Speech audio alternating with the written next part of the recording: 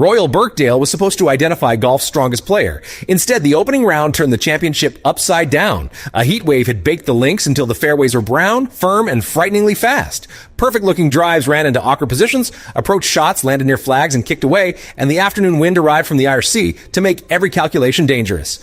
This was controlled chaos, and Royal Birkdale had only just begun. The biggest names expected to impose themselves on the leaderboard. Scottie Scheffler looked ready. The defending champion opened with 4 birdies in his first 6 holes, briefly making Birkdale look simple. But the momentum suddenly disappeared.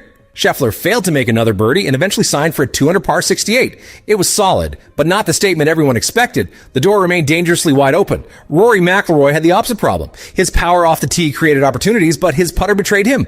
McIlroy missed 3 short putts during a brutal 4-hole stretch, made 6 bogeys, and needed a birdie at the 18th to escape with a 2 over par 72.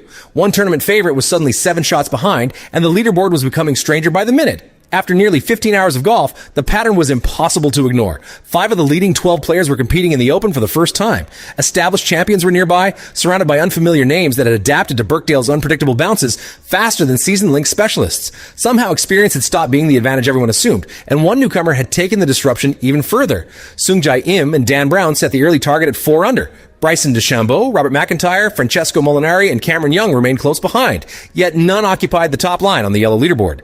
That position belonged to a 26-year-old American making only his 3rd major start, a player many golf viewers had never watched before Thursday. His name was Jackson Suber, but the most remarkable part was not simply that Suber led, it was how little experience he had with the type of golf Royal Birkdale demands. The name at the top of the leaderboard did not belong to Scottie Scheffler, Rory McIlroy, or Bryson DeChambeau. It belonged to Jackson Suber, a 26-year-old American ranked 115th in the world when he arrived at Royal Birkdale. Suber was in his 2nd PGA Tour season, and outside golf circles his name carried little recognition, yet suddenly everyone was searching for him. Suber's path began at Ole Miss, where he became a nationally strong college player. He earned 2 All-American selections, won 5 individual tournaments, and climbed to number 1 in the GolfStat collegiate rankings. Those achievements proved he had talent, but college success is different from leading golf's oldest major. His professional resume was thin. Before Royal Birkdale, Suber had appeared in 2 majors. He finished 73rd at the 2024 U.S. Open and missed the cut at the 2026 U.S. Open at Shinnecock Hills. The Open was his 3rd major start, his first tournament in Europe, and his first encounter with links golf. He stepped onto links turf on Monday. 3 days later, he was leading. His preparation was almost impossible to believe. Suber had played only 27 holes at Royal Birkdale before Thursday. He watched videos of every hole, relied on his advisor and caddy, and learned the basic rule quickly. Avoid the pot bunkers. While champions arrived with years of links knowledge, Suber was studying the course in real time. That should have been a fatal disadvantage. He had not even qualified through a traditional route. Suber earned his place with a 4th place finish at the RBC Canadian Open, part of the Open qualifying series. Because Matt Fitzpatrick and Victor Hovland were already exempt, Suber claimed one of the positions and booked his first journey across the Atlantic.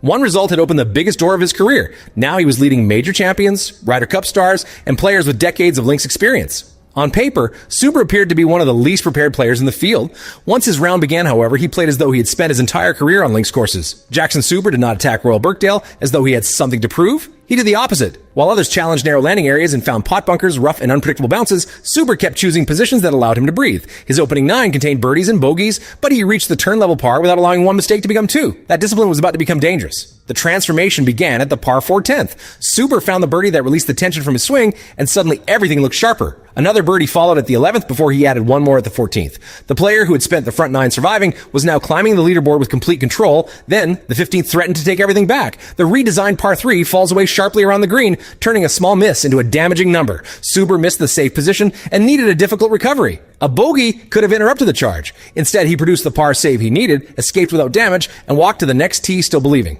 Birkdale had given him a decision. Suber responded immediately. At the 16th, he created a 6-foot birdie opportunity and converted it, moving closer to the leaders. But the defining moment arrived 1 hole later. His drive at the par 5 17th moved right, yet avoided the bunker. From roughly 233 yards, Suber choked down on a 4-iron and launched an approach from the rough. The next bounce changed the championship. The ball caught the front of the green and released to approximately 6 feet. Suber stood over an eagle putt that could move him above every major champion in the field. There was no hesitation. The putt dropped, the crowd erupted, and Suber completed a 5 under par back 9 of 31. After a closing par, his 65 gave him a 1-shot advantage over Sungjae Im and Dan Brown. The unknown name had reached the summit all alone. The score looked like a bolt from nowhere. Suber's recent results, however, suggested that something had been developing beneath the surface. At first glance, Jackson Suber's 65 looked like a round that appeared from nowhere. His 2026 season began with 5 missed cuts in his first 8 starts, and there was little evidence that he was ready to lead golf's oldest major. But that version of Suber had started to disappear. The warning signs were already there. From May onward, the results became difficult to dismiss. Suber produced 3 top 6 finishes across a 6-event stretch, repeatedly moving into contention against winners.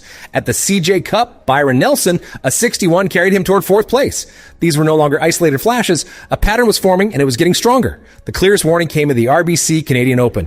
Zuber held his first PGA Tour lead after the 3rd round before closing 70 left him tied for 4th. That result earned his place at Royal Birkdale. Then at the John Deere Classic, a 65 lifted him 33 positions before he finished tied for 6th. The breakthrough kept approaching without arriving. Royal Birkdale rewarded the strongest part of his game. Suber is an iron specialist who entered the week among the PGA Tour's best in several approach categories, particularly from long range. Firm turf allowed him to control lower trajectories, chase shots onto greens, and use long irons without reckless swings. What looked unfamiliar to others was becoming his advantage. The numbers from Thursday confirmed this was more than inspired putting or fortunate bounces. Suber ranked 3rd in the field in strokes gained on approach during the round. He repeatedly placed the ball in areas that removed difficult recoveries, then trusted his iron play to create chances. The surprise leader was not overpowering Birkdale. He was solving it one controlled decision at a time. That is the real story behind the unknown name.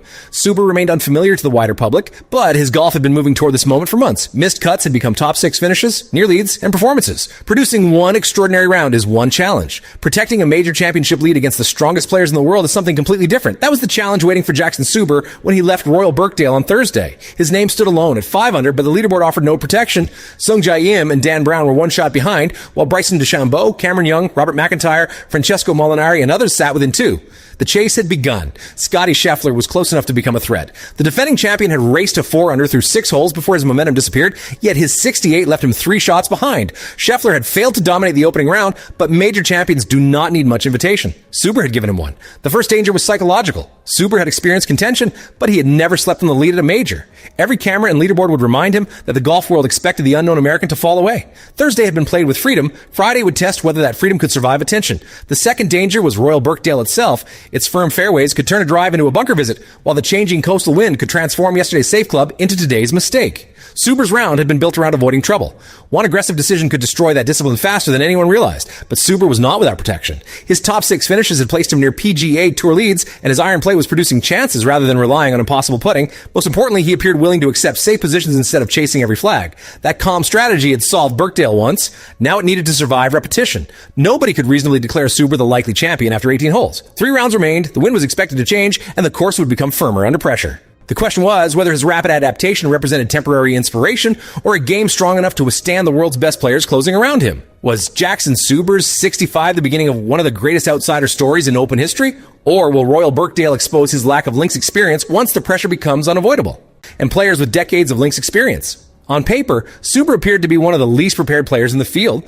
Once his round began, however, he played as though he had spent his entire career on links courses. Jackson Suber did not attack Royal Birkdale as though he had something to prove. He did the opposite. While others challenged narrow landing areas and found pot bunkers, rough and unpredictable bounces, Suber kept choosing positions that allowed him to breathe. His opening 9 contained birdies and bogeys, but he reached the turn level par without allowing one mistake to become